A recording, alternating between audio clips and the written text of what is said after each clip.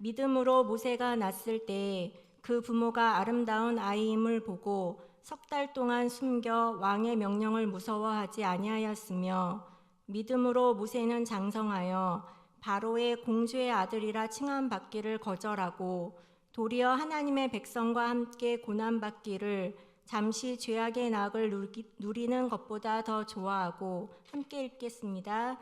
그리스도를 위하여 받는 수모를 애굽의 모든 보화보다 더 큰 재물로 여겼으니 이는 상 주심을 바라봄이라. 아멘.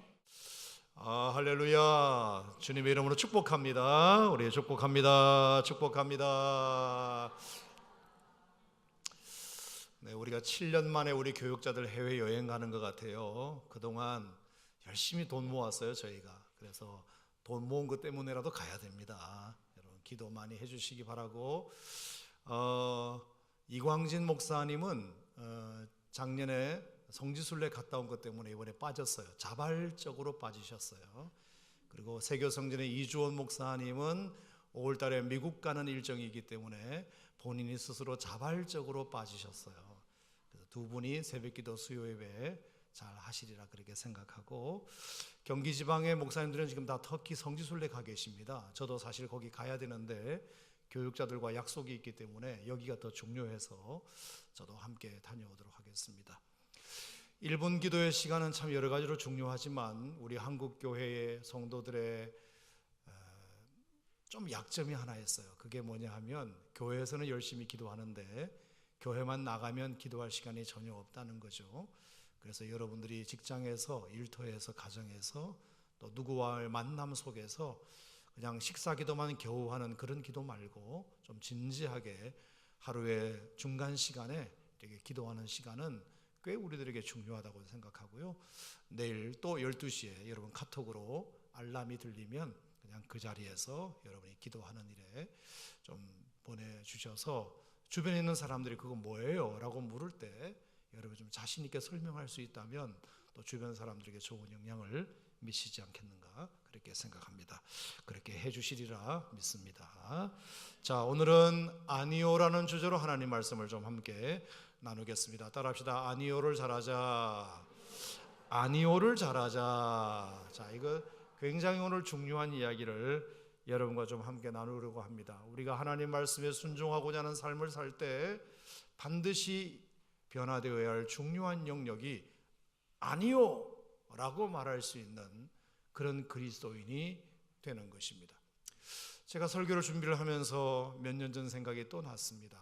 전철에서 만난 아주머니, 제가 들으려고 들은 건 아니에요. 그냥 제 옆자리에서 한 아주머니가, 젊은 아주머니가 앉으셨는데 통화를 하시는 것을 제가 엿듣게 되었어요.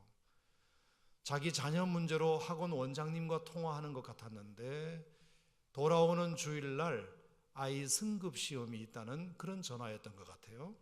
근데 그 어머니가 그 학원 원장님의 얘기를 딱 듣는 순간 뭐 생각을 해볼 것도 없이, 원장님 죄송한데 이번 주 주일날은 안 됩니다. 저희 모든 가족이 다 교회 가서 예배 드리는 날이기 때문에 혹시 다른 날로 잡히면 그때 알려주시고 이번 주 주일은 안 되겠습니다.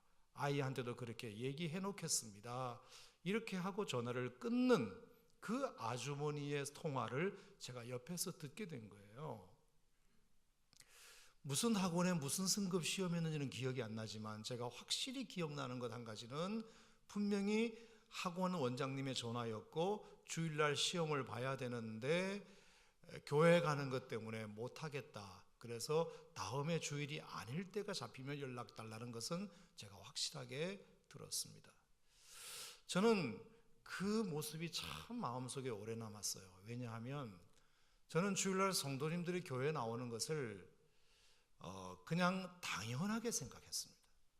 뭐 그거 쉬운 거 아니냐고, 주일날 어디 딴 데 갈 때 있겠느냐고, 그냥 예배에 나오는 것이 너무 쉽고 당연한 것이라고만 생각했지, 성도님들이 예배에 나오기 위해서 뭔가 중요한 약속을 끊고 아니요 하고 나오신다는 사실을 제가 그때서야 알게 됐습니다. 주일날 성도들을 보는데 그냥 예사롭지 않게 보였습니다. 여러분들을 이렇게 보는데 그전에는 그냥 당연히 나와셔야 할 분들이 나왔겠구나 생각했는데 한 분 한 분이 다 뭔가 오늘 있을 중요한 약속을 끊고 나오셨다고 생각하니 참 마음에 고마움이 일었습니다. 내가 앞으로 목회할 때 이런 마음으로 계속 목회해야 되겠다 생각하고 제가 그때부터 연말이 되면 여러분들에게 제가 넙죽 인사를 드리는 이유도 그때부터였습니다. 오늘도 그 마음은 변치 않습니다. 오늘도 이렇게 참으로 여러분 중요한 약속들이 다 있으실 테고 쉬고 싶은 마음도 있으실 테고 일터로 나가셔야 할 일도 있으실 텐데 어쨌든 예배드리는 것을 더 귀하게 여기고 그것들에 대하여 아니요 하고 이 자리에 참여하신 여러분들에게 진심으로 고마움을 전합니다. 하나님께서 반드시 여러분이 가지 못한 그곳, 여러분이 잊지 못한 그 장소를 하나님이 축복해 주시고 여러분의 그 아니오의 결단을 하나님이 기억해 주시리라 믿습니다. 저는 우리 신앙생활에 이 아니오라는 주제는 굉장히 중요한 주제 중에 하나라고 봅니다. 왜냐하면 내게 불필요한 것은 아니오라는 결단으로 끊어내고 내게 꼭 필요한 가치는 지켜주는 중요한 결단이 이 아니오라는 결단 속에 있기 때문입니다. 막말로 학생들이 공부를 해서 목표를 향하여 달려갈 때 놀고 싶은 유혹, 또 자고 싶은 유혹, 게임하고 싶은 유혹들이 얼마나 많겠습니까? 하지만 목표를 향하여 달려가는 학생이 그 유혹들에 대하여 아니요 하지 못하고 끊어버리지 못하는데 어떻게 목표를 이룰 수 있겠습니까? 또 사회적으로 저명하게 성공한 사람이라 할지라도 하루아침에 무너지는 것을 보면 다 아니요 해야 할 일에 아니요를 못해서 그렇습니다. 더 가지고 싶은 유혹, 더 즐기고 싶은 유혹, 더 유명해지고 싶은 유혹, 더 높아지고 싶은 유혹 앞에서 아니요 하지 못한 결과로 인하여 알만한 사람이, 웬만한 사람이 쉽게 하루아침에 무너지는 것을 보면 우리가 때로 이 아니요라는 결단이 얼마나 우리에게 중요한가 하는 것을 깨닫게 됩니다. 제가 일전에 한의원에 갔습니다. 한의원에 가니까 한의사 선생님이 체질 검사를 하시더라고요. 체질 검사. 문진을 해보시고 맥을 짚어보더니 이제 선생님 체질이 뭐라는 것을 알려주는 거예요.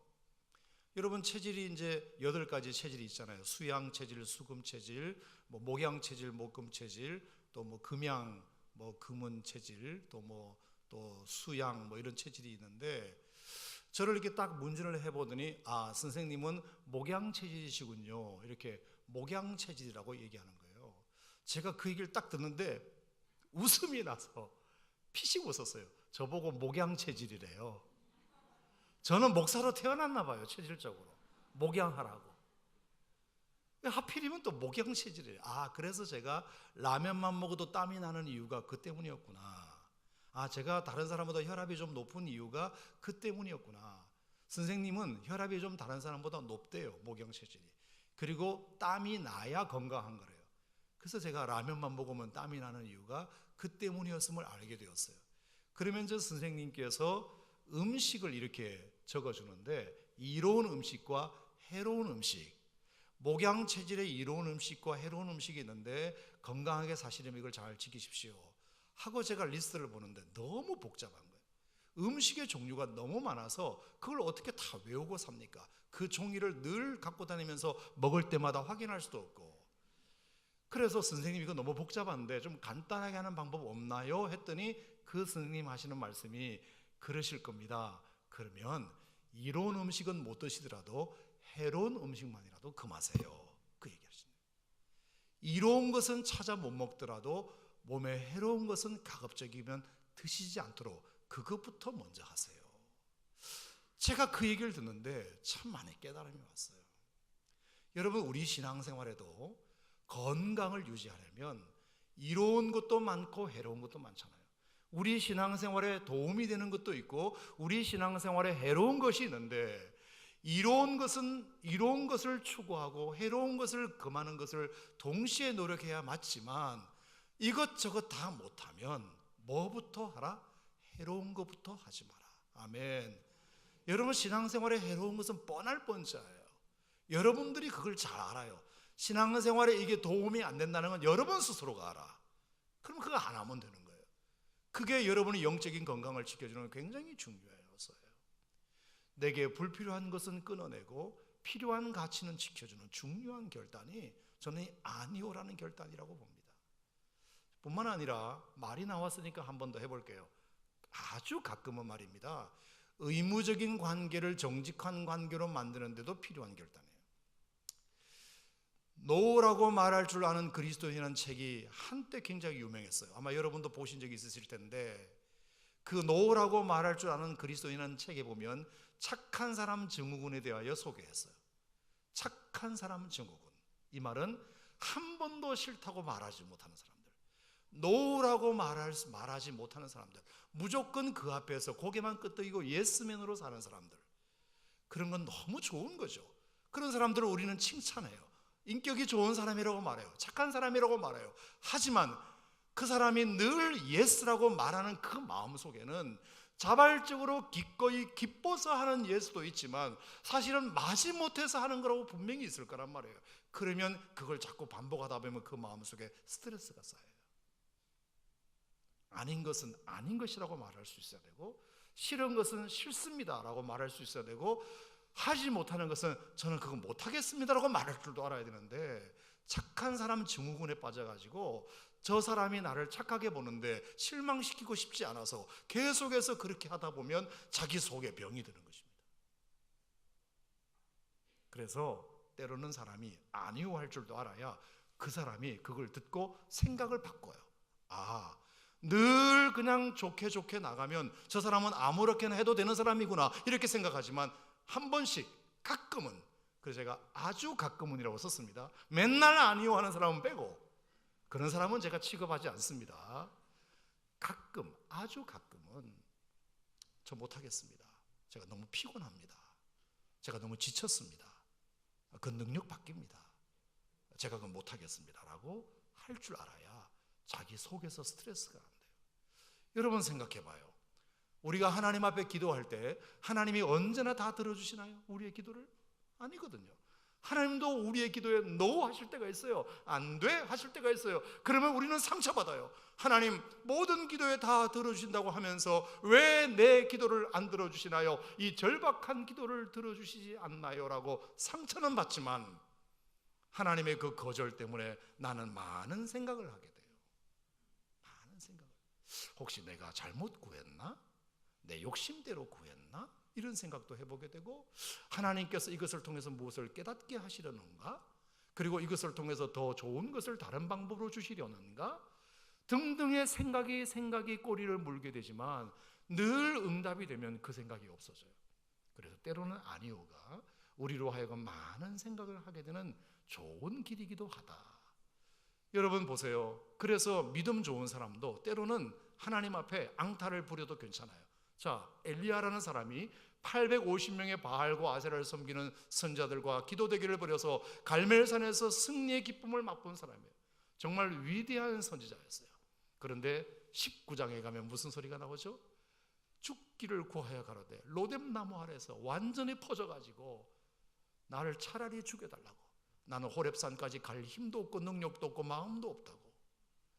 어젯밤까지만 해도 그렇게 하나님께 충성했던 엘리야가 오늘 아침에 완전히 태도가 달라지는 모습을 보고 하나님이 실망했다는 구절이 거기 어디 있나요? 하나님이 화를 냈다는 구절이 거기 어디 있나요? 하나님이 천사를 보내가지고 너 많이 힘들었구나. 너 많이 힘들었구나. 그래, 내가 천사를 보내서 너를 먹이고 너를 마시우게 할 것이다. 아멘.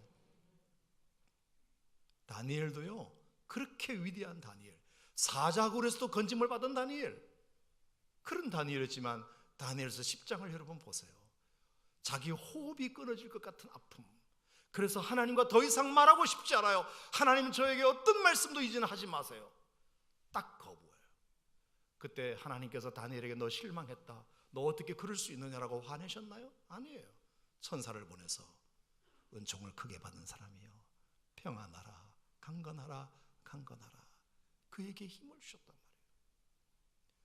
하나님은 우리의 아버지인 줄 믿습니다. 여러분이 아버지의 자식으로서, 아버지의 딸로서 한 번도 아니오라고 해본 적이 없으시나요? 아니에요. 싫어요. 안 할 거예요. 이런 얘기할 때 어느 아버지가 기분 나빠하나요? 그럼 아버지는 생각하게 돼요. 이 친구가 왜 싫어할까? 왜 말 잘 듣는 이 친구가 오늘은 안 한다고 말할까? 그러면 아버지도 생각을 하게 돼서 내가 너무 무리한 요구를 했구나, 내가 지금 얘가 피곤하구나, 이런 많은 생각들을 하게끔 만들어요. 그래서 예라고 하는 자세는, 기본 자세는 유지하되 우리가 때로는 너무 힘들 때는 안 한다고, 참 어렵겠다고, 죄송하다고, 제가 그 부탁은 못 들어드리겠다고, 그렇게 여러분이 정직하게 말할 수 있어야 속병이 안 생긴단 말이에요. 속병이. 아멘. 여러분이 아니오는 하나님 앞에서 내 신앙을 지켜가는 데 도움이 될 뿐만 아니라 내가 의무적인 관계가 아니라 정직한 관계를 만들어가는 데 있어서도 굉장히 중요한 요소다, 저는 그렇게 생각합니다. 자, 아무튼 우리 신앙생활에 굉장히 중요한 이 아니오의 결단은 얼마나 우리에게 소중한 가치인지 몰라요. 예수 믿는 사람 치고 나는 의인이다라는 고백에, 나는 의인이라는 생각에 아니오라는 고백을 하지 않고 어떻게 신앙생활을 할 수 있나요? 내가 돈이 없냐, 내가 지식이 없냐, 내가 배우지를 못했냐, 내가 자리가 없냐, 내가 유명하지를 않냐, 이 정도면 나는 괜찮은 사람이잖아.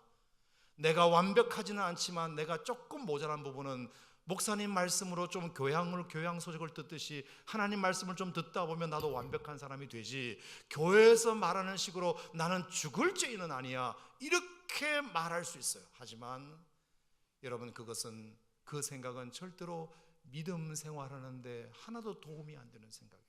믿음의 길에 아예 들어설 수도 없는 생각이에요. 나는 괜찮은 사람이다, 나는 의인이라는 생각.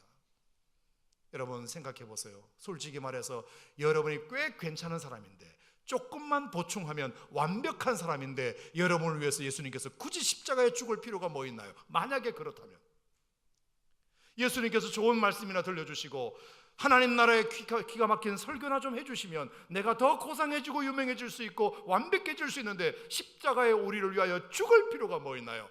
여러분, 예수님께서 우리를 위하여 십자가에 죽으셨다는 이유는 우리의 죄가 억만 죄이기 때문에, 죽어마땅한 죄이기 때문에, 누가 대신에 죽지 않으면 내가 죽어야 할 몸이기 때문에 예수님께서 나를 사랑하셔서 피 흘려 여러분을 위하여 죽으신 줄로 믿으시기 바랍니다. 예수님이 나를 위하여 죽으신 이유는 그만큼 우리의 죄가 죽을 만큼의 죄라는 뜻입니다. 그러므로 내가 하나님 앞에 어깨 착 펴고 나는 의인임네 하면 하나님의 은혜가 절대로 그에게 들어가지 않습니다.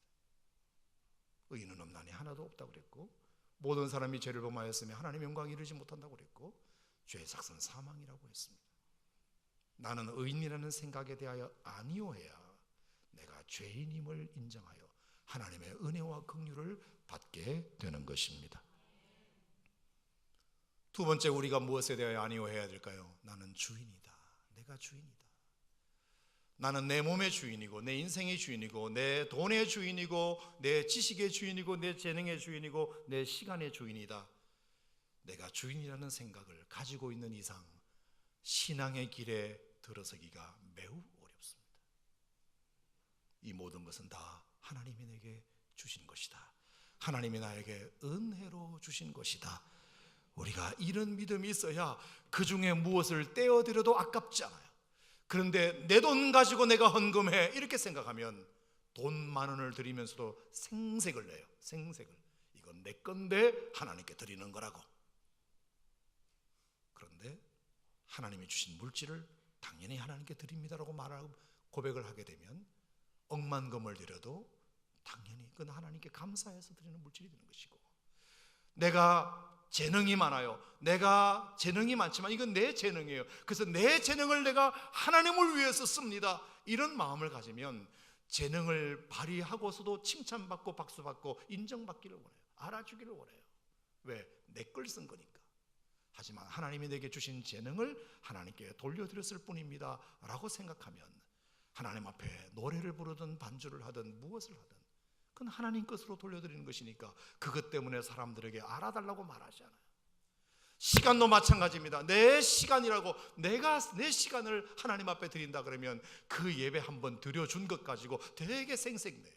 하지만 이건 하나님의 시간을 하나님께 드리는 겁니다 라고 말하면 우리가 하나님을 위해서 많은 시간을 들여도 아깝지 않은 줄로 믿습니다. 여러분, 우리가 신앙생활을 제대로 하려면 내가 주인이라는 생각에 대하여 아니요 할 수 있어야 합니다. 여호와여, 위대하심과 권능과 영광과 승리와 위엄이 다 주께 속하여 싸우니 천지에 있는 것이 다 주의 것이로소이다. 나는 주의 것입니다. 사나 죽으나 나는 주님의 것입니다. 땅과 거기 충만한 것이 다 주님의 것입니다. 여러분, 이 고백이 있을 때 우리가 비로소 하나님 앞에 조금 더 나아갈 수 있게 되는 것입니다. 복 있는 사람은 뭐라 그랬죠? 악인의 꾀를 따르지 않는 사람, 죄인의 길에 서지 않는 사람, 오만한 자의 자리에 앉지 않는 사람. 복 있는 사람은 이렇게 말하지 않았어요. 복 있는 사람은 여호와 율법을 즐거워하며 그 율법을 주야로 묵상하는 자로다는 그 말씀은 뒤에 나오지 앞에 나오지 않아요. 우리 한국교회 성도들은 여호와 율법을 묵상하며 주야로 즐거워하는 것만 복 있는 사람의 전부라고 생각해요. 그것이 믿음 생활의 전부라고 생각해요. 그것이 중요한 문제이지만 그 전에 먼저 아니오해야 될 것이 있어요. 여호와의 율법을 주야로 묵상하며 그것을 즐거워하며 지켜가는 것도 중요하지만 그 전에 여러분이 해야 할 일이 있어요. 병행해야 될 일이 있어요. 그게 뭐냐? 여러분이 악인의 꾀를 따르지 아니한 것이에요. 죄인들의 길에 서지 아니하는 것이에요. 오만한 자의 자리에 앉지 아니하는 것이에요. 이것이 병행되고 선행되지 않으면 여호와의 율법을 아무리 묵상하고 주야로 묵상하고 따른다 할지라도 우리 신앙생활이 그것에 발목 잡혀서 성장하고 나아가지를 못해요. 그게 우리 한국교회 성도들의 약점 중에 하나라는 건 여러분 스스로 잘 아시잖아요. 기도하는 모습은 너무 은혜로운데, 너무 청산유수인데, 하나님 말씀은 너무 많이 아는데 아닌 것에 대하여 아니오하지 못한 삶이 반복되다 보니까 교회 생활을 오래 해도 자기 스스로가 믿음이 성장한다는 느낌을 받지 못하는 이유가 거기에 있는 것입니다. 그런 점에서 예수님은 참 우리들에게 본이 됩니다. 예수님께서 공생의 사역을 시작하시기 전에 3가지 유혹을 받으셨어요. 저는 그렇게 생각해요. 40일 금식한 것도 대단한 준비라고 저는 생각합니다. 40일 금식 기도했으면 이제 사역지로 나아가셔도 충분하겠거늘 왜 그 사이에 예수님께서 마귀의 시험을 받게 하셨을까? 그 시험도 보통 시험인가요? 세상에 40일 금식한 사람에게 돌 가지고 떡 만들어 먹으라는 시험보다 잔인한 유혹이 어디 있나요? 이제 예수님께서 사역 초창기에 많은 사람들에게 예수님의 이름을 알려야 되는 판에 성전 꼭대기에서 뛰어내리면 천사가 받쳐줄 것 아니냐. 그러면 그 사람들이 다 그걸 보고 와 하고 한 방에 100마디 설교보다 한 번의 기적이 많은 사람들에게 예수님의 가치를 드러내는 것 아니겠느냐. 얼마나 큰 유혹인가요? 그리고 마귀에게 딱 한 번만 전하면 천하만국을 주겠다는데 얼마나 큰 유혹인가요? 하지만 예수님께서는 아니요 했습니다. 사탄아 물러가라. 그건 아니다 라고 분명히 말했습니다. 물질의 유혹, 명예의 유혹, 권세의 유혹에 대하여 예수님은 분명히 아니라고 말씀하셨습니다. 아멘. 그랬을 때 하나님께서 그 아들을 높이 귀히 하나님께서 쓰신 줄 믿습니다. 여러분, 이것이 우리에게 얼마나 중요한지 몰라요. 신앙생활 이로운 것은 이로운 것대로 우리가 추구해야 되지만 해로운 것은 정말 해로운 것은 아니라고, 안 먹고 안 가고 하지 말아야 우리 신앙생활이 깨끗하고 정결하게 하나님 앞에 더 설 수 있는 것입니다. 자, 그렇다면 우리가 어떻게 그것을 잘할 수 있을까? 첫 번째는 유혹의 종착지는 반드시 나를 망하게 하는 것임을 아는 것입니다. 한번 따라해 보실까요? 유혹의 종착지는 반드시 나를 망하게 하는 것임을 잊지 말자. 죄송한 표현이지만 유부남과 유부녀가 자기 아내와 자기 남편 외에 다른 사람과 바람을 피면 그 맛이 너무 짜릿합니다. 너무 흥분됩니다. 그리고 너무 좋습니다. 하지만 그 끝은 반드시 망하게 되겠습니다. 반드시 망하게 되겠습니다. 어떤 유혹이든지 유혹의 처음은 달콤하게 이를 데 없습니다. 세상을 다 가진 것 같습니다. 하지만 그 끝은 아주 비참합니다. 유혹의 특징이 그렇습니다. 어떻게 우리가 아니오를 할 수 있을까? 유혹의 종착지는 반드시 나를 망하게 하는 것임을 기억하고 죄는 처음부터 끊어버리는 것입니다.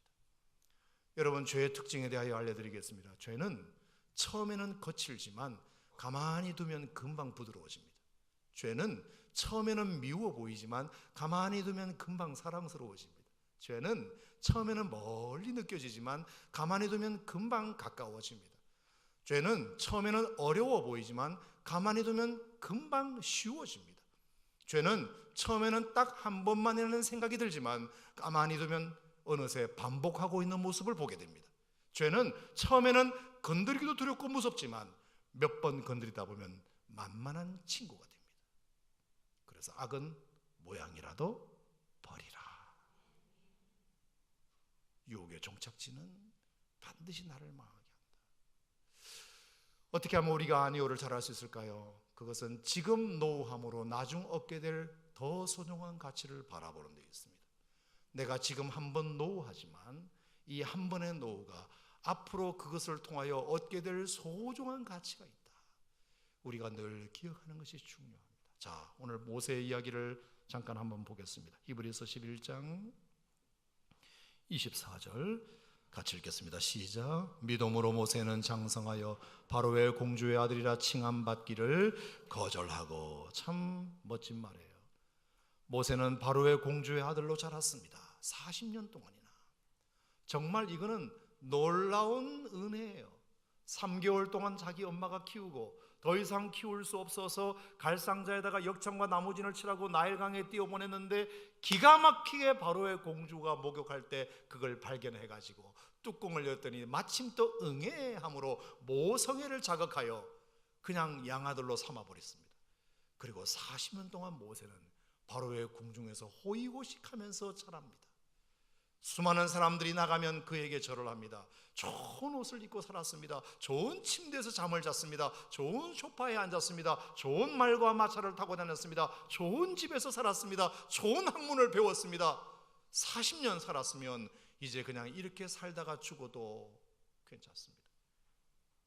그런데 모세는 바로의 공주의 칭함을, 아들의 칭함을 거절했다. 아니다. 어느 순간 그건 아니라고 딱 잘라버렸습니다. 여러분, 여기에 보면 참 의미 있는 단어 하나가 있어요. 믿음으로 모세는 장성하여. 장성한 사람. 여러분, 어른은 아이와 다른 게 뭔지 아세요? 아이는 좋은 것을 참지 못해요.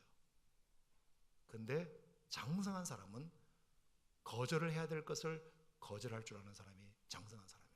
어른은 그래요. 어른은 이게 아닌 것은 아니라고 말할 줄 아는 사람이 어른이지, 애들은 그걸 못해요. 믿음이 장성한 사람은 바로의 공주의 아들이라 칭함을 거절할 줄 아는 사람. 자, 무엇을 바라보고 그렇게 했을까요? 자, 25절입니다. 시작.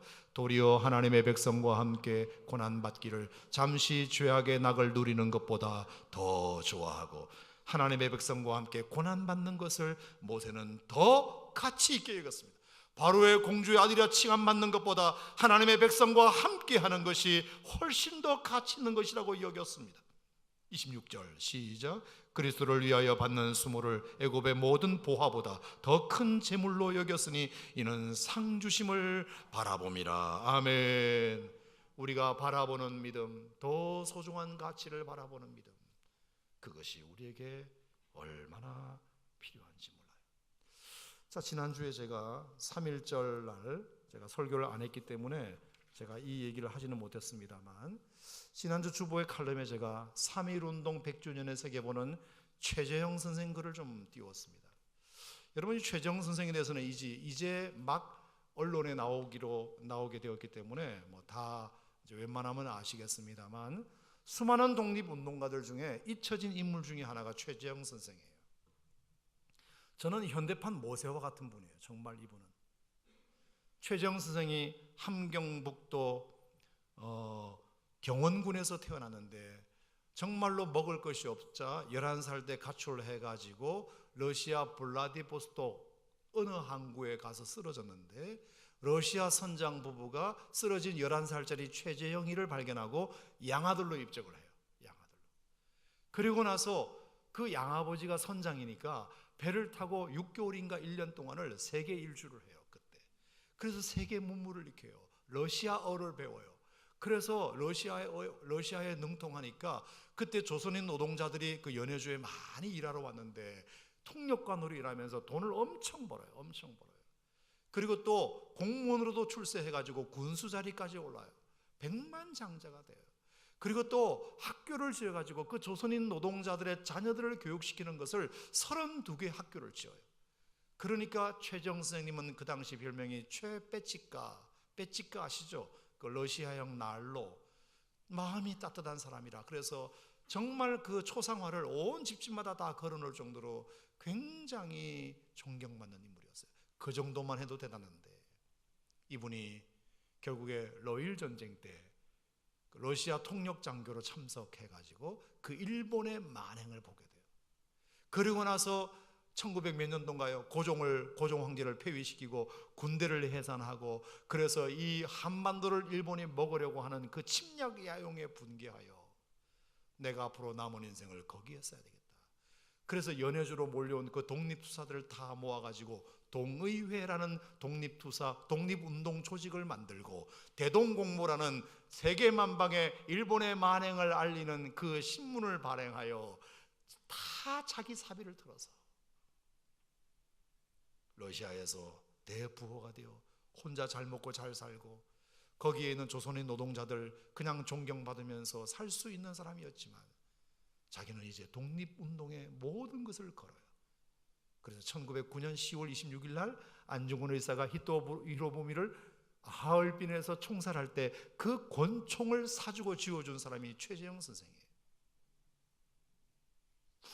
안중근 의사가 나중에 이거 배후에 누가 있어? 라고 꼬치꼬치 캐물었을 때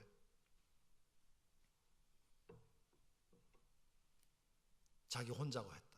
이 총도 내가 구입했고 어느 누구의 사주도 받지 않았다고 철저히 최재형 선생의 존재를 알리지 않아요. 왜? 최재형 선생이 무너지면 독립운동이 무너진다는 것을 안중근 의사도 알았기 때문에 그만큼 막대한 자금력을 가지고 독립운동 조직을 뒤에서 밀어준 사람이에요. 근데 그 최재형 선생님의 무덤은 지금 어디 있는지도 몰라요. 어디서 돌아가셨는지 몰라요. 총살 맞아 죽었는데 어디 계신지도 몰라요. 그 자손들이 다 총 맞아 죽고 너무너무 어려움을 당했어요. 최발렌틴 씨 손자 한 사람 있어가지고 이번에 국적을 획득했잖아요. 모세도 마찬가지, 최재형 씨도 마찬가지. 정말 바로의 공주의 아들이라 칭함을 거절하고 하나님의 백성과 함께 고난을 받는 것이 더 가치 있다고 여기고 그렇게 40년을 충성봉사하다가 무덤도 없이 사라진 모세. 러시아의 대부호로 얼마든지 이름을 떨칠 수 있었지만 조선의 독립을 위하여 자신의 모든 모은 돈을 거기다가 다 바치고 자기는 흔적도 없이 사라지고 어디에 무덤이 있는지도 모르고 자손들 다 총 맞아 죽고. 여러분, 이게 바보 같은 일일 수 있지만 누군가 그렇게 했기 때문에 오늘의 이 자유대한 독립국가가 우리들에게 선물되어진 것 아니겠습니까? 우리가 노후할 수 있으려면 이것을 통해서 나중에 얻게 될 그 가치를 바라보지 못하면 절대로 지금의 이 유혹을 이기기가 어렵습니다. 아멘. 세 번째, 내적 압력을 키우는 것입니다. 따라합시다. 내적 압력을 키우자. 보여드린 저 사진의 물고기는 콘타쿠오라는 물고기예요. 콘타쿠오라는 이 물고기는 수면 밑에 심해 7,500m에 살고 있는 물고기 중에서 지금 인류가 발견한 물고기 중에 가장 깊은 바다에 사는 물고기래요. 콘타쿠오 7,500m 수심 속에 살고 있고요. 그 수압이 8,000톤 정도의 수압이 있는 바다래요. 코끼리 1,600마리가 위에서 누르는 힘이래요. 코끼리 1,600마리가 위에서 누르는 힘 속에 유유히 헤엄치면서 사는 수심 7,500m 밑에 있는 콘타쿠오라는 물고기. 어떻게 그것이 가능할까? 아주 창자가 터질 대로 터질 텐데 어떻게 가능할까? 거기 설명을 제가 읽어보니까 읽어도 무슨 말인지를 모르겠어요. 아주 쉽게 얘기하면 이 콘타크호, 이 피부와 몸뚱아리 사이에 어느 공간이 있는데 그 공간에 물이 채워져 있다네요. 그 채워진 물이 외부의 압력을 견디는 내적 압력이에요. 이렇게 설명해도 여러분 모르시겠죠? 저도 몰라요. 이게 무슨 말인지를 몰라요. 하지만 그렇대요. 이 내적 압력이 외부의 압력과 균형을 맞추기 때문에 유유히 헤엄치면서 다닌대요. 이게 너무 중요하구나. 우리 한국교회 성도들은 이런 핑계를 습관처럼 해요. 목사님은 교회에서만 계시니까 잘 모르시겠지만 우리들은 바깥에 나가면 얼마나 많은 유혹과 얼마나 많은 압력이 있는지 몰라요. 코끼리 1600마리가 누르는 것 같은 압력 속에 우리가 살고 있어요. 그렇게 말씀하시는 것에 대해서 제가 인정합니다. 인정해요. 얼마나 힘드시겠습니까? 하지만 그것이 우리의 신앙생활을 접을 이유는 되지 못해요. 이 물고기처럼 코끼리 1600마리가 눌러도 사는 물고기가 있으니까요. 결국은 우리가 내적 압력을 키울 수 있다면 내적인 압력을 키우지 못해서 그렇지, 그러니까 외부의 압력에 그냥 짜부라지고 창자가 터져버리고 있는 믿음 다 까먹고 겨우겨우 패전병의 모습으로 교회에 와서 하나님 위로해 주세요, 위로나 받고 가려고 하고 또 교회에 나가서 또 세상에서 살면 압력에 터져가지고 흔적도 없이 사라지는 믿음의 생활을 반복하고 있는 이유가 외부의 압력이 센 이유도 있지만 그것을 견뎌낼 내적 압력이 부족하기 때문에, 우리가 내적 압력을 키우면 외부의 어떤 압력도 이길 수 있어요. 아멘. 저는 그것 중에 하나가 은혜와 진리라고 봐요. 은혜와 진리가 충만하더라. 요한복음 1장 14절 이후에 1장 15절부터 보면 침례 요한의 이야기가 나와요. 여러분, 침례 요한은 예수님보다 먼저 사역을 시작한 사람으로서 예수님만큼 존경받은 사람이에요. 그래서 얼마나 그 메시지가 탁월했던지 사람들이 당신이 그리스도가 아니요, 당신이 우리가 기다리는 메시아가 아니요 라고 할 정도였어요. 근데 침례 요한의 그 얘기를 들을 때마다 아니다 기다라고 말도 안 하고 그냥 그것을 즐긴 것이 아니라 딱 부러지게 나는 그리스도가 아니라고 말했어요. 나는 그리스도가 아니다, 나는 그리스도가 아니라고 말했습니다. 아니오라고 말했습니다. 여러분, 그 이유가 뭘까? 저는 성경을 묵상하면서 1장 14절에서 그 비결을 찾았어요. 말씀이 육신이 되어 우리 가운데 거하심에 우리가 그 영광을 보니 아버지의 독생자의 영광이요 은혜와 진리가 충만하더라. 침례 요한의 가슴 속에 아버지의 독생자의 영광을 보고 그 안에 은혜와 진리가 충만했던 까닭에, 은혜와 진리가 충만하니까 그것이 견디는 내적 압력이 되었다. 저는 그렇게 믿습니다. 요셉이 보디발 장군의 아내의 유혹을 이길 수 있었던 힘도, 그 젊은 청년이 여인의 유혹을 이길 수 있었던 힘도 내가 하나님 앞에서 코람되어 하나님 앞에서, 이것이 요셉이 가진 내적 압력이 되었기에 그 외부의 압력을 이겨낼 수 있었다. 뿐만 아니라 믿음으로, 히브리서 11장 23절 오늘 본문 말씀에 믿음으로 모세는 여러분에게 믿음이 키워지기를 바랍니다. 여러분의 믿음이 있기를 축복합니다. 우리가 믿음으로 이 내적 압력을 키워 외적 압력에 대항할 수 있습니다. 저는 여러분에게 믿음이 있기를 바랍니다. 하나님을 더 신실하게 믿는 믿음이 있기를 축복합니다. 그랬을 때 우리는 이 콘타크호라는 물고기처럼 제 아무리 코끼리 1600마리가 누른 압력이 있다 하더라도 내가 그것에 창자가 터지지 않고 내 믿음을 지켜갈 수 있는 내적 압력, 그것이 우리에게 필요하다는 말씀입니다. 여러분, 유대인들이 다 합해서 1500만 명밖에 안 돼요. 전 세계 인구의 0.2%밖에 안 돼요. 그런데 전 세계를 정치, 경제, 군사를 흔들고 있는 이유가 뭘까? 여러 가지 이유를 분석할 수 있지만 저는 유대인들의 기도 속에서 찾아요. 그 유대인들은 지금도 하나님 앞에 이렇게 기도합니다. 야훼께서 좋아하시는 것은 나도 좋아하게 하시고, 야훼께서 싫어하시는 것은 나도 싫어하게 하소서.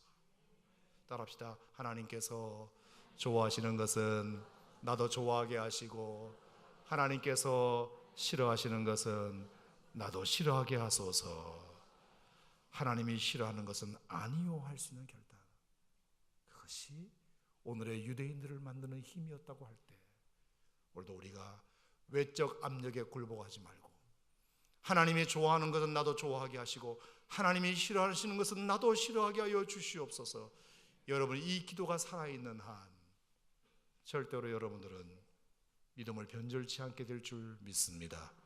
하나님 앞에 더 거룩한 삶 살게 될 줄 믿습니다. 제가 내일 1분 기도에 이 기도를 그대로 담을 것입니다.